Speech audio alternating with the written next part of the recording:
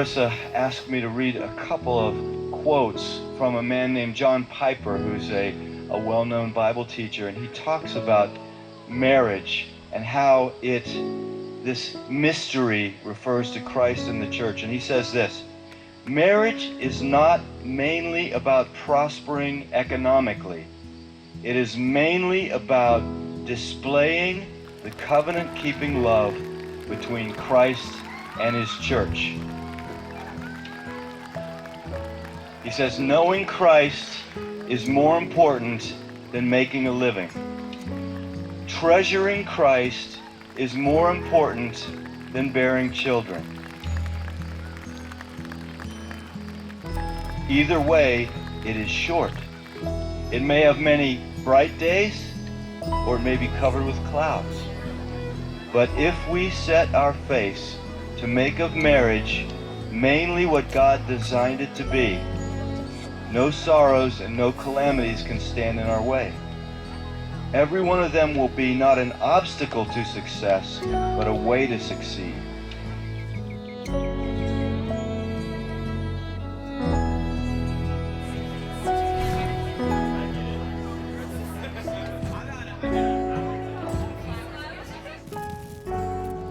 The beauty of the covenant-keeping love between Christ and his church shines brightest when nothing but Christ can sustain it.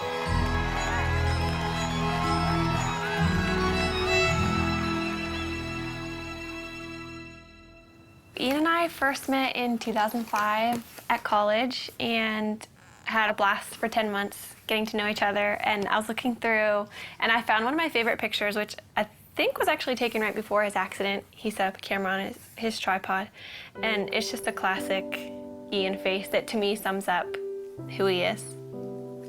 We'd been dating for 10 months and he was working an extra job for his dad, and he was on his way to work near Pittsburgh.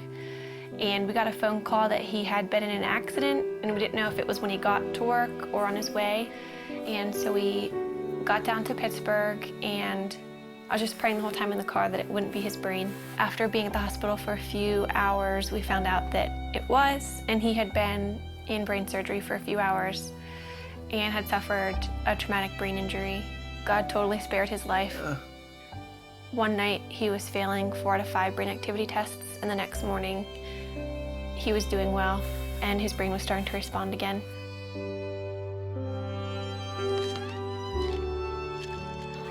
I moved in with his family after the accident, so I was really involved in his therapy and just did whatever I could to make his life fun. We'd go out on dates, and looking back, it's weird because he couldn't talk and he couldn't eat.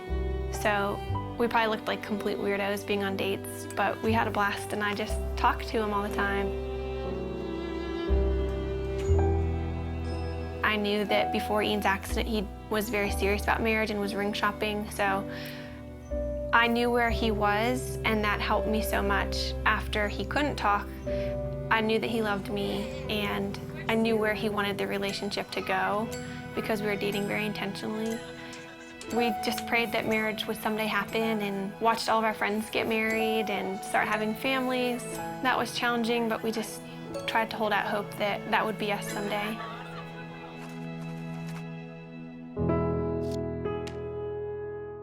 This is our board of gratefulness, and we encourage anybody who comes in to write a note of something that they're thankful for. It could be really small. Mine is just Saturday mornings, and it's just a good way that we've found to be just practicing gratefulness. And Ian, I think half of yours say my wifey, which is pretty cool.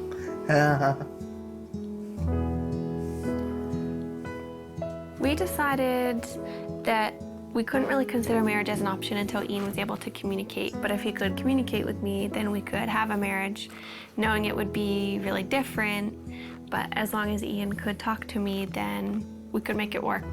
So once Ian began communicating, it became a little bit more of an option. And then we just kind of watched Ian progress. Hi, husband. Hi, wifey. How are you? Yeah, What?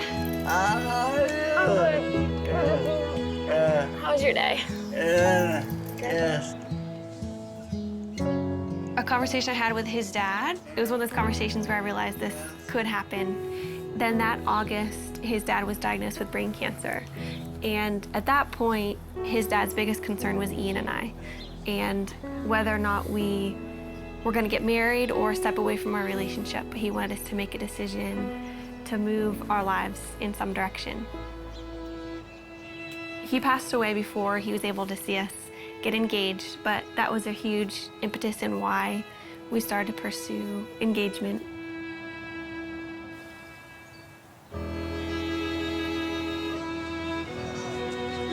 Throughout premarital counseling, we just used this momentary marriage.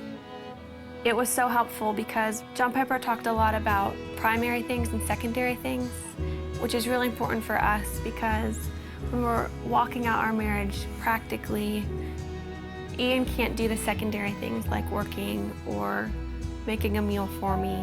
Everything that's primary, though, he can do, which is leading me spiritually. Ian always comes back to the foundational truths of who God is and kind of reels me back in from my emotions, and that's the most important thing. We have two friends that we're going through the book with. I think we've just been able to help them see that maybe the little things that they're excited for about marriage are worth being excited about, but they're not the end all and be all of their marriage. But we also have so much to learn, and we're learning from them and things that they share because our relationships are different and we can glean different things from each other. I think what helped us in deciding to make this commitment to each other, at least for me, is knowing that Ian wouldn't have left me if the roles were reversed, and that we love each other and we know that God's going to be faithful to our marriage. We're able to love each other with, I think, a more Christ-like love because of Ian's disability, and just to understand that picture a little bit better than if you were healthy. Yeah. Do you agree? Yes. What about God enables you to have a happy marriage? You know, What? he's awesome. He's awesome. Yeah.